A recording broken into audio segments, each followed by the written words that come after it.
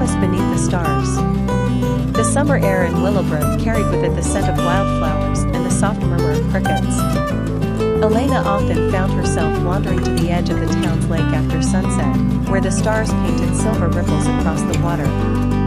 For her, this place was more than just quiet, it was a sanctuary where her thoughts untangled. It was there, one evening, that she met Daniel again. They had grown up in the same neighborhood, running through dusty streets and sharing popsicles during childhood summers. But life had drifted them apart. Elena left for college in the city, chasing dreams of becoming a painter, while Daniel remained, helping his family with their small bookstore. Still staring at the stars, huh? Daniel's voice broke the silence, warm and familiar. Elena turned, a smile tugging at her lips. "And you're still sneaking up on people," she teased. They sat side by side on the grass. For a while, words weren't necessary. The sound of the lake lapping against the shore filled the pauses, comforting in its simplicity. Elena studied Daniel quietly. He wasn't the boy she remembered, his shoulders were broader, his jawline more defined, but his eyes, gentle and steady, were the same. It felt strange, how easily she could fall back into the rhythm of their friendship, as if years hadn't passed. "You ever wonder what would have happened if things were different?" Daniel asked suddenly, his gaze fixed on the stars. Elena hesitated. She had thought about it countless times. What if she hadn't left? What if they had spoken more often? But she had always pushed those thoughts away. Sometimes, she admitted softly. The night deepened, and memories spilled between them, late-night bike rides, scribbled notes hidden in library books, whispered secrets under the willow tree near the bookstore. The bond they once shared was still there, fragile but unbroken. When the town's clock tower struck midnight, Daniel turned to her. His voice trembled, though his eyes didn't waver. "I've loved you, Elena. Even when you were gone. Even when letters stopped coming. It never really left me." Her heart pounded. She had buried her feelings long ago, convincing herself that love was something she had to sacrifice for her art. Yet hearing him say those words stirred something she had locked away. "I was afraid," she whispered. "Afraid I'd hold you back. Afraid that choosing you meant losing myself. But the truth is, I missed you every single day." The confession hung between them, fragile as glass. Then Daniel reached for her hand, his touch warm and steady. "We don't have to figure it all out tonight," he said. "But promise me this, don't run away from what you feel. Not this time." Tears glistened in Elena's eyes as she nodded. Beneath the endless canopy of stars, they sealed their promise with a quiet embrace. For the first time in years, Elena felt at peace. The lake, the stars, and Daniel's heartbeat against hers told her.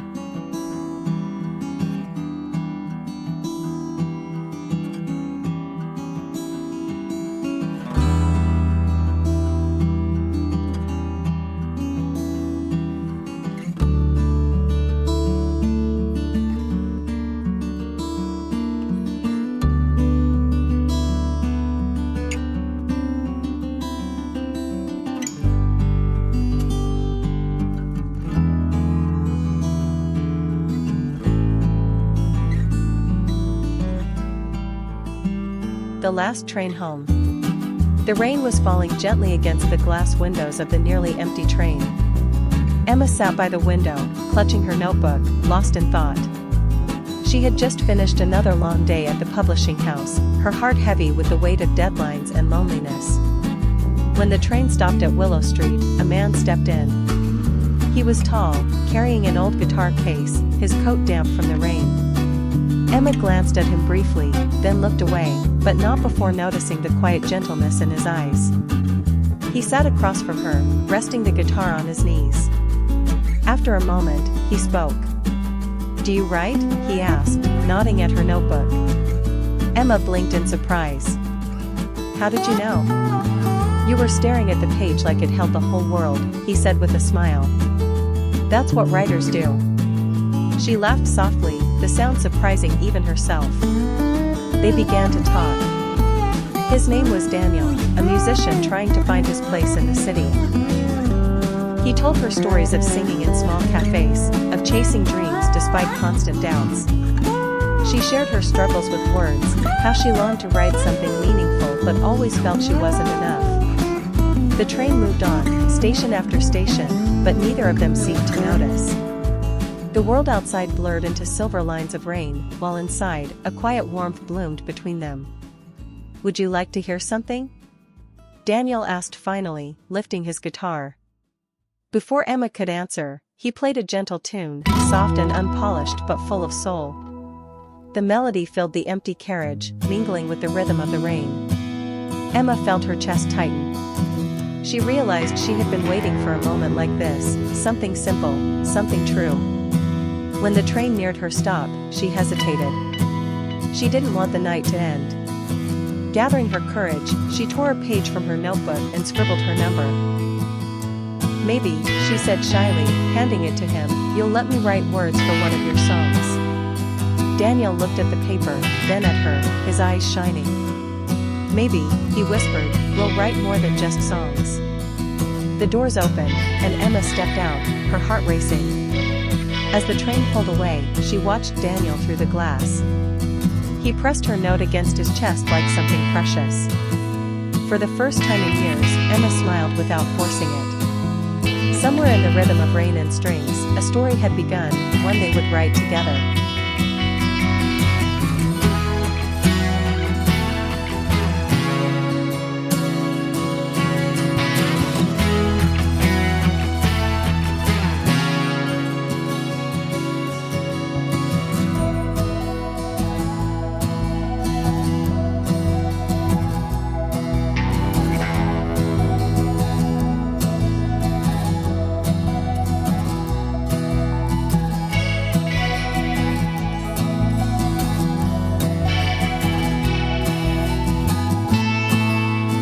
Bridge at dawn. Amelia always crossed the old stone bridge on her way to work. Most mornings, the air was still wrapped in mist, and the river below carried the quiet whispers of the town. It was on one of those mornings that she noticed him, a young man sketching by the rail, his notebook resting lightly on the worn stone. He looked up briefly, caught her gaze, and smiled. Amelia felt her heart stir in a way it hadn't for years. The next morning, he was there again, pencil moving swiftly, eyes studying the horizon. Their greetings turned into small conversations, about the colors of the sunrise, the chill of autumn, the sound of the water. His name was Daniel, an artist who had returned to the town where he grew up, searching for inspiration. Days slipped into weeks. The bridge became more than a crossing, it was a meeting place, a pause in their hurried lives. Daniel showed her sketches of the river, but Amelia noticed how often her silhouette appeared in his pages. Her scarf fluttering, her smile reflected in the calm water. One winter morning, the mist was thick, and Amelia found him waiting with a wrapped canvas. With hesitant hands, she pulled the paper away. It was a painting of the bridge at dawn, but at its center stood a figure, her, looking toward the light. "I painted this because the mornings changed when you arrived," he said softly. Amelia felt the cold air sting her cheeks, but warmth bloomed inside her chest. She realized the bridge wasn't just a place they met, it was where two paths, once separate, had chosen to intertwine. From that day forward, Amelia never crossed the bridge alone.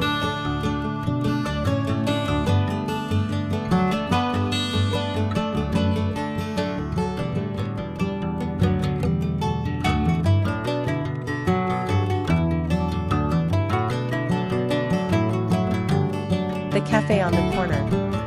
It was raining the first time Emma noticed him. She had been sitting by the fogged-up window of a little cafe, tapping her fingers against the warm mug of coffee, when he walked in, dripping from the downpour. He shook his umbrella, smiled sheepishly at the waitress, and sat at the table directly across from her. Emma wasn't usually the type to stare, but something about him, the way his dark hair curled when wet, the gentle patience in his eyes, made her curious. He caught her looking once, and instead of glancing away, he smiled. A real smile, warm enough to melt through the cold drizzle outside. The next day, he came back. And the day after that. At first, it seemed a coincidence, but soon Emma realized he was arriving at almost the same time she did. One morning, as she scribbled thoughts into her notebook, he leaned over. "You write a lot," he said softly. "Stories?" She laughed nervously. "Mostly pieces of them. Nothing finished." "Then maybe," he said, "you're just waiting for the right ending." From that moment, conversations blossomed easily between them. His name was Daniel. He was an architect, fascinated by how buildings could carry memories. She told him about her dream of writing a novel one day, and he listened as if every unfinished line she read aloud was already important. Days turned into weeks. Rainy mornings became sunny afternoons, and the cafe no longer felt like just a cafe, it felt like the beginning of something neither of them had planned. One evening, as twilight painted the streets in soft gold, Daniel walked her home. At the doorstep, he hesitated, then said quietly, "You know, I think I've been waiting a long time to meet you." Emma's heart skipped. She didn't answer right away, instead, she reached for his hand. The silence between them wasn't empty, it was full, like a page finally finding its words. Their story didn't need grand gestures or sweeping declarations. It was built slowly, like the walls of a house or the chapters of a book, steady, meaningful, and full of promise. And every time Emma sat by that cafe window afterward, she no longer wrote pieces of stories. She was living one.